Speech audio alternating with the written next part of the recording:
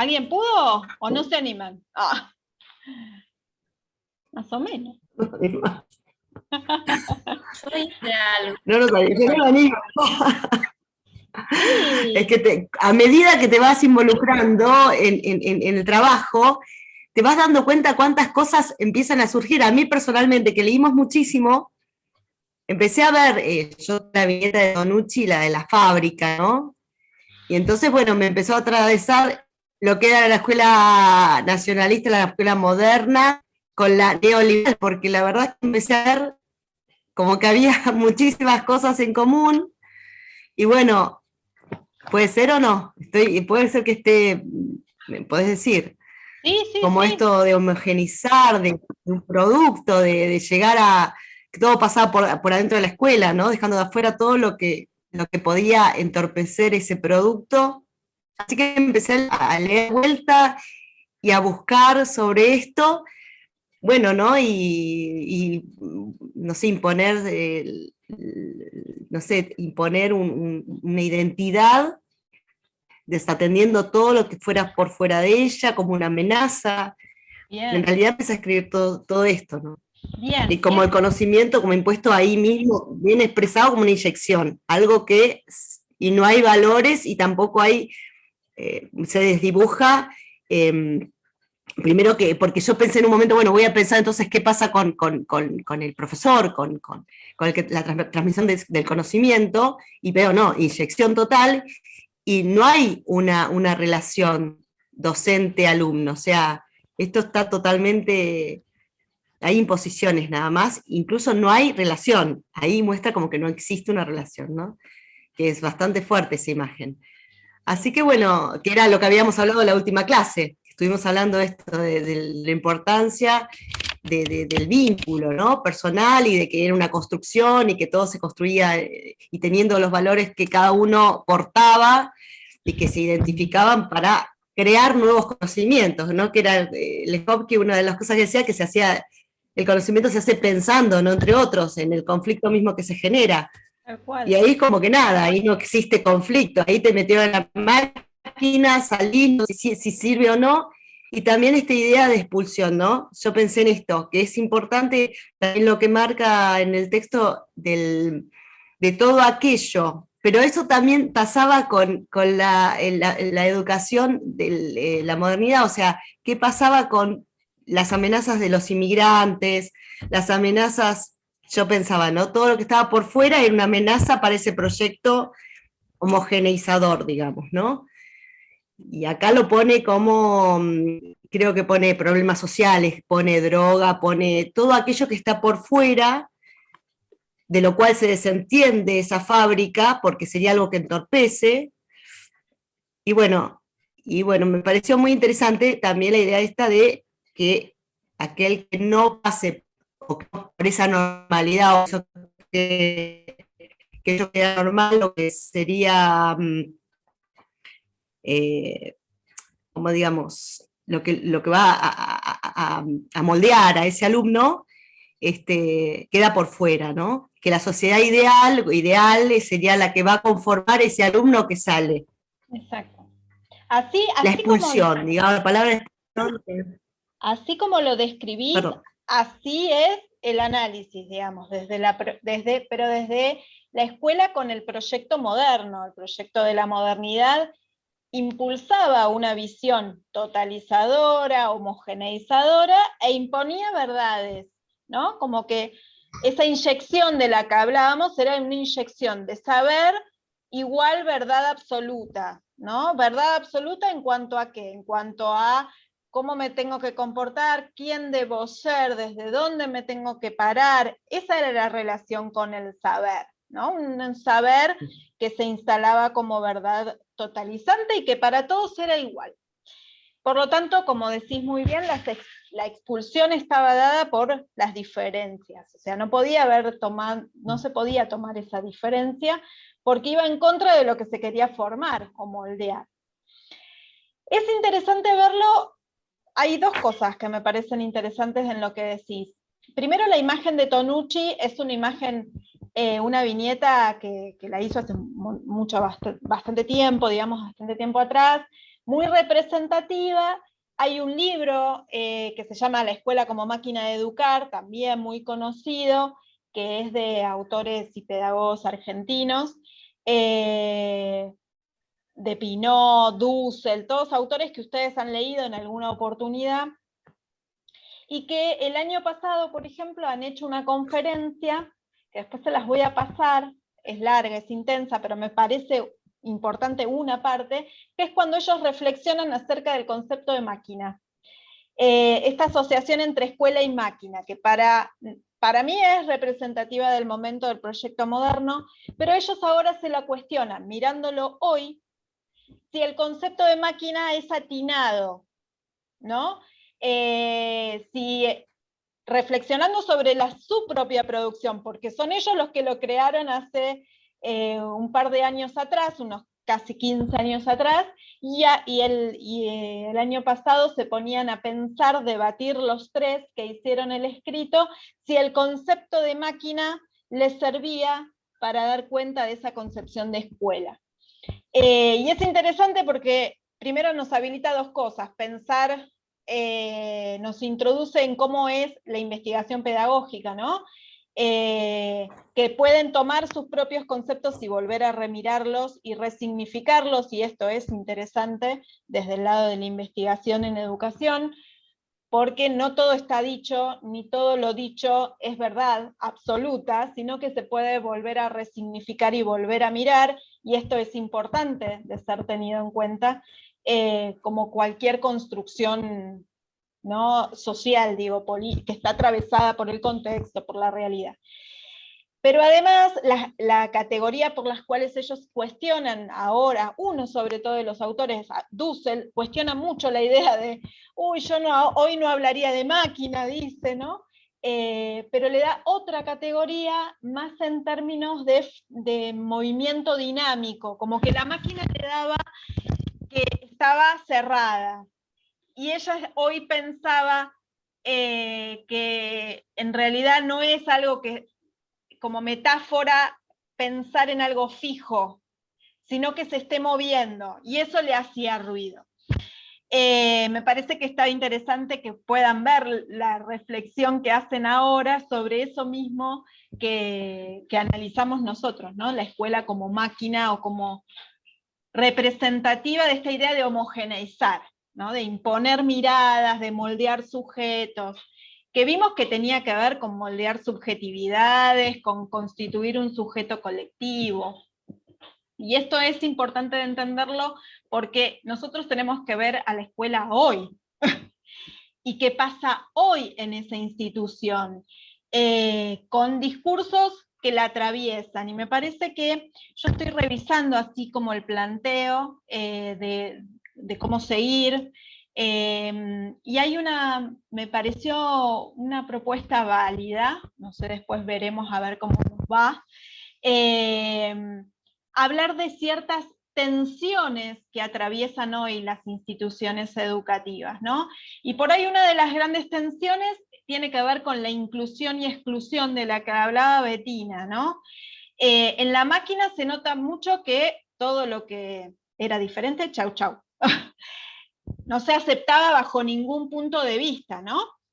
Pero hoy la tensión inclusión-exclusión, tanto se habla, ¿no?, de una escuela inclusiva, hay que mirar bien de cerca, digo, para no caer en hacer un doble juego.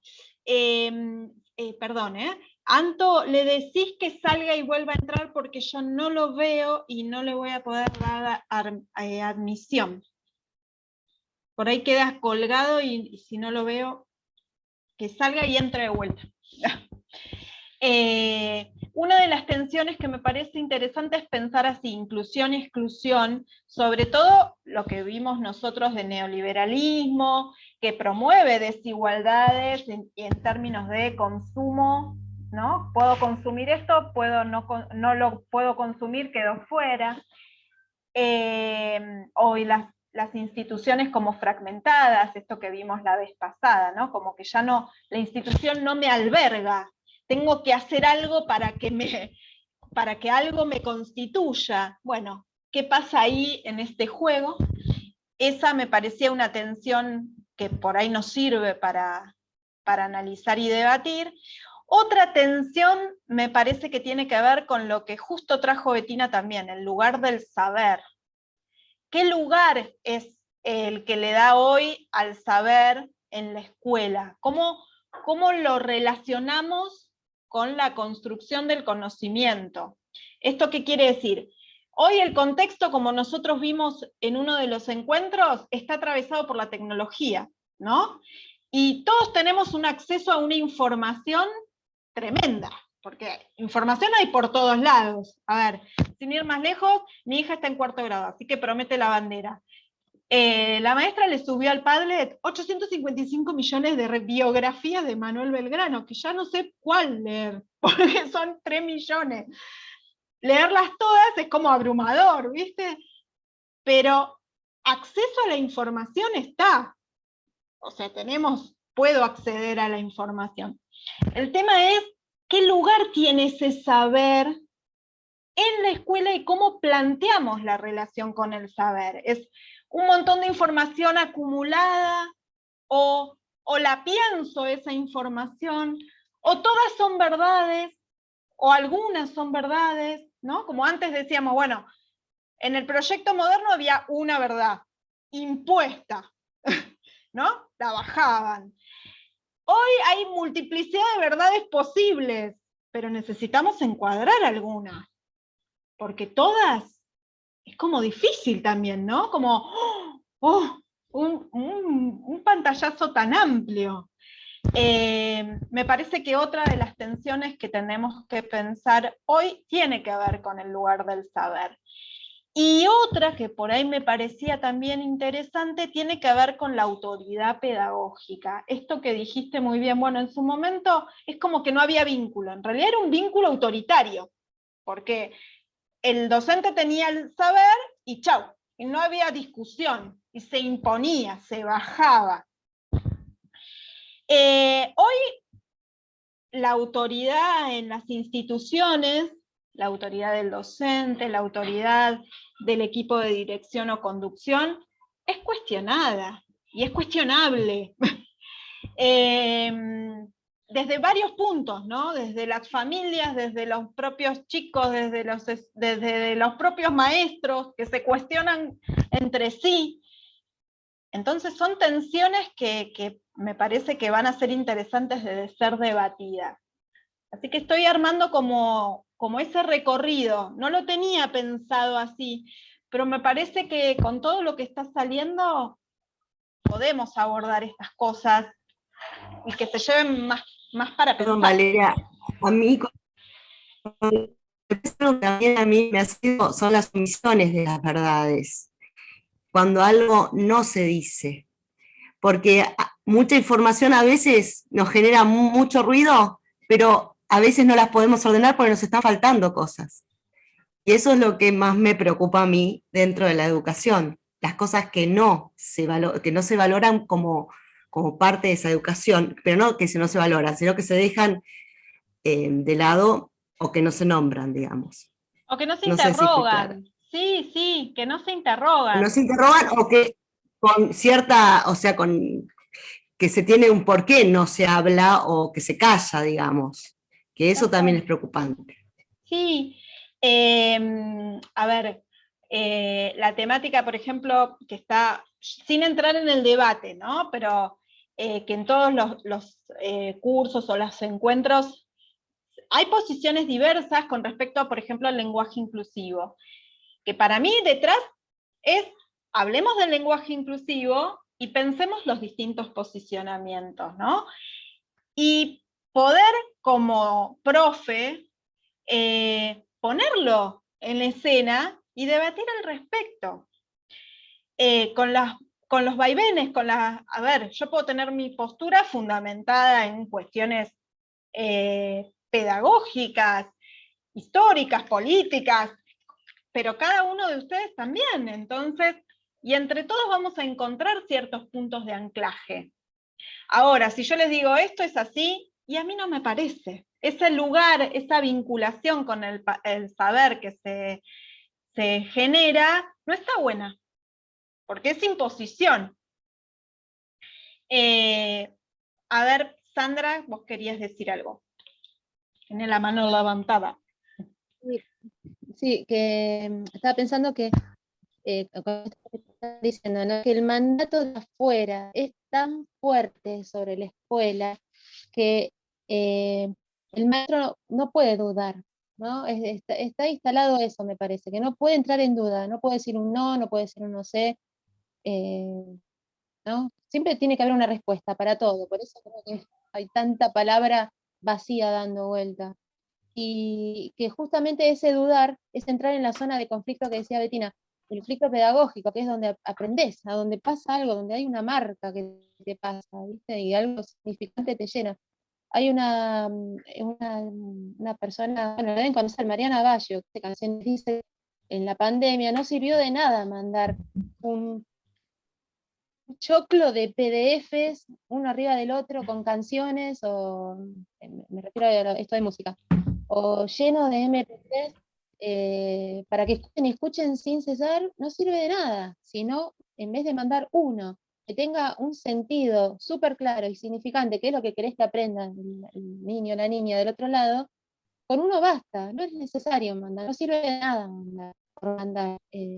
Y me parece que esto de mandar por mandar, llenar, llenar, llenar, llenar, tiene que ver mucho con el sistema, ¿no? Tenemos todo el acceso del mundo, solo clic, ¿no? Esto de las biografías que le mandaron a tu niña. Bueno, tenemos todas las biografías del mundo habidas y por haber. ¿Y qué pasa? ¿Cuál? Son todas verdaderas, perfecto, pero ahí, ¿cuál es lo significante para ella? ¿Cuál es? Lo importante de todo eso, aparte, era, ¿qué era lo importante de verlo a Manuel Belgrano, ¿no? Porque todo esto es la promesa de la bandera, como ejemplo, ¿no? Como experiencia.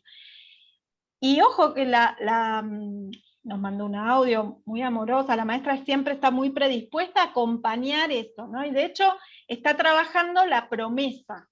¿Qué significa promesa? Y está bueno encararlo desde ese lugar, porque preguntarle a los chicos qué significa para ellos la promesa, me parece que los interpela, más allá después de pensar en la vinculación con la bandera, ¿no? Pero la verdad es que uno cuando, como familia, digo, vas al panel y encontrás 18.500 cosas de Manuel Belgrano, te apabulla un poco. Después, cómo lo encara con los chicos, me parece que va diferente. Pero digo, esta información que circula, tenemos acceso. El tema es qué hacemos en la escuela para promover que esa selección sea realmente significativa, sea realmente, sea la diferencia. Porque yo puedo no ir a la escuela y tener acceso a la biografía de Manuel Belgrano. Pero ¿qué hace que en la escuela sea distinto, tenga otra significatividad? Es ahí donde está el kit de la cuestión, donde tengo que poner el eje para pensar. Y con respecto a esto que decías, Sandra, se me fue, que estás cuestionada, o tan cuestionada el lugar ¿no? del docente. Me parece que tiene que ver con el lugar que le damos a la autoridad pedagógica, digo, no a la autoridad, al concepto de autoridad en términos de autoridad pedagógica, no de relación asimétrica entre estudiante y alumno, porque de hecho la hay. La relación es asimétrica porque la enseñanza plantea una intencionalidad que aquel que enseña la pone en marcha. Esto es indiscutible. No podemos sacarle la simetría. Pero sí la autoridad se construye, no se impone. Y esto es algo que la escuela realmente sufre bastante, por cómo está constituida. Nosotros vimos el encuentro pasado, la burocracia, la jerarquía, los formatos con los que fue instituida. Bueno, hacen que hoy esto esté en pleno tensión, porque el contexto es otro y porque las subjetividades que se mueven dentro de la institución hace que sean distintas, ¿no? Pero bueno, vamos a ver si el posicionamiento sobre el análisis institucional, que vamos a ver un poquito hoy, nos sirve y nos ayuda para después entrar en todos estos debates, ¿no? En todas estas tensiones, que pienso que hablaremos de inclusión-exclusión, y si es posible hablar así en esos términos, y de qué se trataría, ver si podemos ver el lugar del saber, que también me parece interesante, y un poco de esto de la autoridad, el lugar de la autoridad en los tiempos que corren. Vamos a ver si todo esto es posible de ser analizado con el posicionamiento acerca del análisis institucional. ¿Alguno más hizo los... Tamara tenía la mano levantada hace un ratito. Sí, estoy un poco mezclada, digo, no sé si puedo decir algo coherente o entendible, pero sí, escribí algo, poniéndome un poco de tema, pero igual creo que se toca con algo de lo que dijo Bettina, con algo de lo que dijo Sandra, con esto que mencionás vos de la exclusión e inclusión, digo, por un lado, mencioné como lo fuerte que decía Sandra de ciertos imperativos o ciertos mandatos que siguen existiendo pese a esta modificación que vivimos con la caída del Estado moderno y con esta nuevo orden social y con nuevas propuestas en las escuelas y todo, pero creo que hay cosas que siguen estando de fondo. Lo relacioné de hecho con la viñeta esa, con el relato que dice la lapicera se toma con la derecha, Con la derecha. o con la diestra, no sé cómo se dice. Sí. Creo que mucho de eso hay y también esto me inquieta a mí, ¿no? No sé si, por ahí me voy un poco, insisto, pero la exclusión con quien está, por fuera del sistema escolar, o sea, la necesidad de tener títulos, la necesidad de créditos y certificaciones, no solo queda fuera quien la escuela determina que es desecho, sino que a la entrada de esa viñeta dice escuela obligatoria. Y yo vengo pensando por cómo veo a los chicos y la desconexión que hay entre la vida de algunos estudiantes y lo que pasa en la escuela, y la necesidad esta de evaluar y de poner notas y eso, y de que terminen aprobando para tener finalmente ese título. Vengo como pensando por ahí estas cuestiones. Nada, eso. La cultura, esto que traes, Tamara, es súper interesante porque la escuela, en su formato, tiene la cultura evaluativa, porque necesitaba normalizar y la evaluación es tomada como un instrumento. Y de hecho esa cultura evaluativa sigue estando tan presente. Hay uno de los videos Eso, que... digo, dentro de la cantidad de flexibilizaciones que se intentan o que uno trata, después llegás al momento donde tenés que decir, ¿acredita o no acredita? Por ejemplo. Perdón, te Sí. interrumpí. No, te decía que a mí también me toca, yo trabajo en una escuela media también, y la cultura evaluativa en la escuela media es tremenda. Si no lo podés ver, es como si el pibe pobre, si no le puede dar oralmente, es como si no le pudiéramos hacer nada. No porque se copió, no porque todo es así, ¿viste? Si no lo puedo ver en el momento exacto en el que hace y resuelve, no lo hizo él.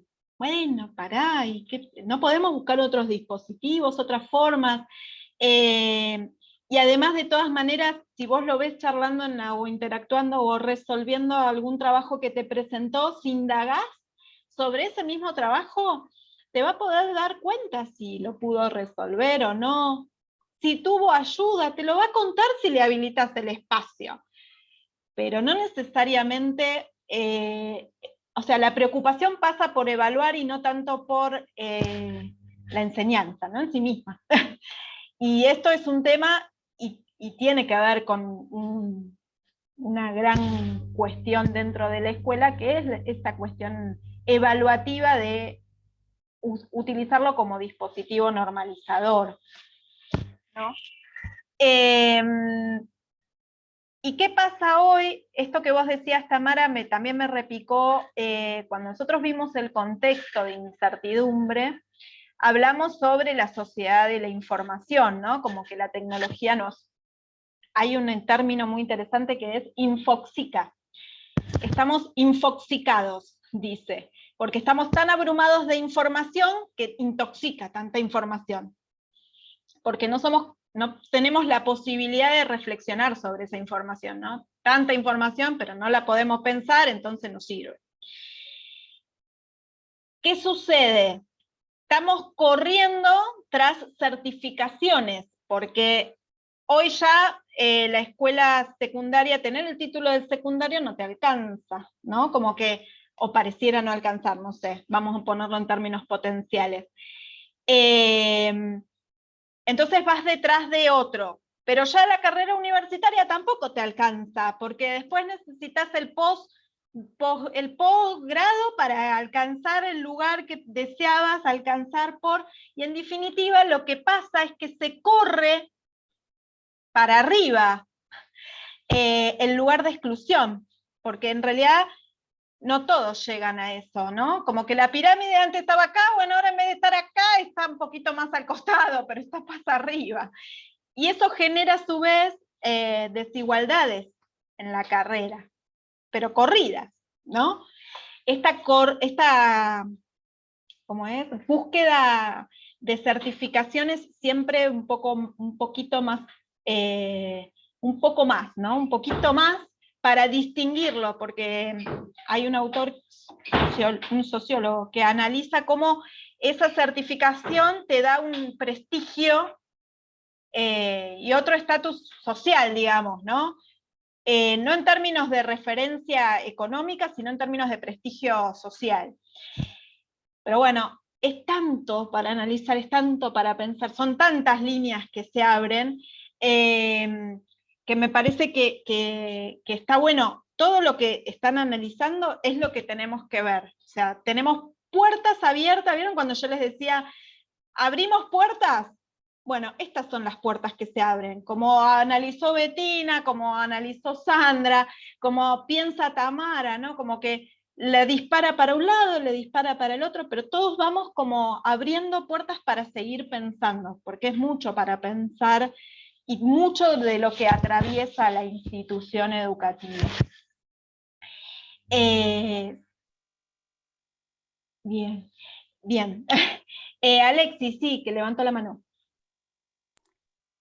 Hola, profe, hola, ¿cómo Buenas. andan? Sí, a mí también un poco me quedó sonando muchos disparadores.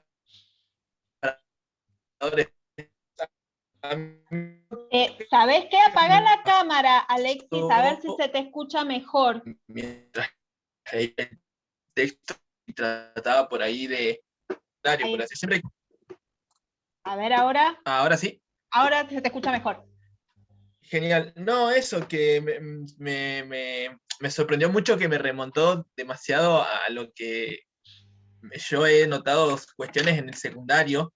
Yo egresé en una escuela técnica en donde en la imagen, en una de las viñetas me hizo mucho ruido esto de por ahí de lo que ya no sirve, ¿no? Yo recuerdo que una situación en particular donde si vos repetías por ahí 2 años seguidos, era como que, bueno, te tenés que ir al nocturno, porque acá no llegás, tenés que... Era eso y fue lo primero que se me vino, y fue como esto también de la evaluación, de siempre estar pendiente a un número, por así decirlo, o nosotros mismos como estudiantes en los secundarios siempre nos enfocamos en sacar una mejor nota, y en donde paralelo a eso se forman un montón de otras cuestiones que vienen con la competitividad y todas estas cosas. Pero sí me hizo mucho ruido esto del descarte, por así decirlo, el descarte que no solo lo he vivido yo en carne propia, sino que lo he vivido con compañeros y esto también, que no solo en la escuela se charla, en la familia, cuando te dicen, mirá, con el secundario ya no te alcanza, tenés que estudiar en un terciario, o tenés que esto, porque ya no te alcanza con esto, y y siempre también en lo formal, ¿no? Charlando con otros colegas por ahí que ya ya tienen sus años en el secundario, es como que siempre están con esto de la evaluación, y la evaluación, y siempre viendo la evaluación hacia el alumno, y nunca una autoevaluación propia, por así decirlo. No sé, me trajo un montón de cosas que por ahí, con lo que está Tami también, nada, me hacía un poco de ruido, pero me algunas cositas, pero sí, son esos disparadores que por ahí está bueno, que esto te lleva por los lados, ¿no? Podés interpretar, en un momento habla de tecnologías también, de cómo en Internet ya es como más una opinión, ¿no? Más que de pensamiento, por así decirlo, es como... Y por ahí me remonto a Facebook, ¿viste? Estas cosas que por ahí ya son más habituales dentro también del ámbito escolar. Nada, todas esas cositas por ahí que me hizo un poquito de ruido, pero sí me hizo mucho ruido esto me viene la palabra del descarte, de che, bueno, mirá, te aprobaste segundo año y no, mirá, por tu edad te vas a tener que ir al nocturno, ¿viste? No, no queda otra. Y esas tipos de cuestiones. ¿Por qué? Por algo formal, porque pareciera que te tenés que recibir con 18 años y, y no, ¿viste? O sea, me parece que me remontaba un poquito a eso, pero me llevó mucho a eso, a pensar lo que era mi escuela y darme cuenta de esas situaciones también que yo viví y he presenciado también dentro del secundario, más que nada. No, solamente eso quería decir. Es que es así. Lo que pasa que cuando uno lo ve como gráficamente, es como que todas las experiencias que se vivieron las podés como pasar como por el cuerpo, digo yo, ¿no? Como que las analizás desde otro lugar. Igual piensen que la viñeta nos representaba el proyecto moderno, ¿no? Y que nosotros vimos que hoy estábamos en otro contexto, estábamos en un contexto de modernidad tardía o de posmodernidad, con fragmentación, con multiplicidad de relatos, con la singularidad de los contextos, con instituciones que estallan, ¿no? Y es en ese contexto en el que tenemos que pensar que esa escuela que se formó con ese proyecto moderno hoy se tensa, está sumamente como tironeada entre sus propias historias y lo que les pasa en su interior. Rubén, vos querías decir algo. Sí, va, o sea, porque por ahí yo no estuve la clase pasada, pero la vi por YouTube y estuve juntando un poco por ahí de pensamiento respecto a todo lo que hablamos. Este, no, y aprovecho este espacio para compartir un poco por ahí. Es parte de lo que escribí en el texto, pero por ahí también yo lo pienso como me surge un pensamiento como más personal, con respecto a lo que es el contexto y todo, el asedio. Y cuando hablan del galpón, también pienso que se puede tomar como una posibilidad, esto capaz que ya lo han hablado, pero es algo que me gustó mucho a mí, de pensar que es la posibilidad de que uno haga lo que tenga dentro con el galpón, como que ya la responsabilidad también depende de cómo uno sea creativo. Es como, me imaginaba que es como el libro de la escuela o de los alumnos o del grado o del curso en blanco y que uno tiene la posibilidad de decir, bueno, yo soy el que voy a sellar las imágenes de este galpón, a pintar las paredes del galpón, y como que eso, que está la posibilidad de dejar selladas en las paredes insulsas o vacías o como estén, la magia más para que podamos sacar de nosotros mismos, pero también los miedos, las dudas, todo que quizás podemos, el ser y el también el momento que porque hayan adentro somos como que también me trae a otro Ay, que saben educar. espera que se nos Que, cortó. que ¿Querés apagar la cámara? Porque ahí a Alexis le funcionó apagar la cámara. A ver.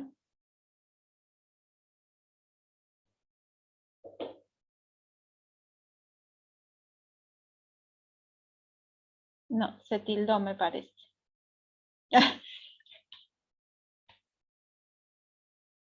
A ver ahí. tengo problemas con internet. Sí, sí, igual no te preocupes porque es un problema generalizado. No sería tuyo, el problema es de todos. Pero esto de la escuela Galpón se nos va a cortar, nos volvemos a conectar. Esto que traes, tal cual, es verlo como una oportunidad, ¿no? A partir de la singularidad y de eso que vos decís, ¿no? Las paredes